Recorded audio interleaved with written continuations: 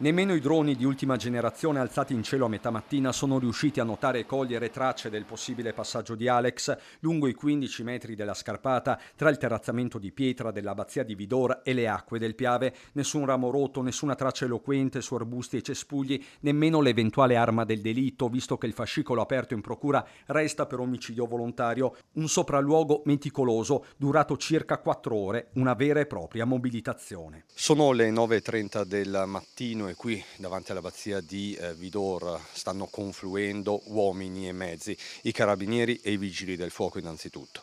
Ad aprire i cancelli dell'abbazia alla colonna di veicoli che si snoda tra i campi è lo stesso conte da Sacco, proprietario della struttura, il primo a lanciare l'allarme all'alba di domenica 30 giugno, quando Alex non si trovava. Oltre ai piloti di droni, a entrare in azione sono stati anche gli operatori del nucleo spelo-fluviale, circa una decina tra chi si è calato con le corde lungo i dirupi e chi ha perlustrato a terra le rive. Niente, nessun segno di una possibile traiettoria fatale, di un rotolamento o scivolamento. Restano aperti quindi tutti gli interrogativi sugli ultimi istanti di vita del 25enne di Marcon, compreso il volo dalla terrazza. Chi conosce la zona racconta di un luogo noto, soprattutto in passato, per i tuffi. Da fuori si saltava anche i muri dell'abbazia, si buttava.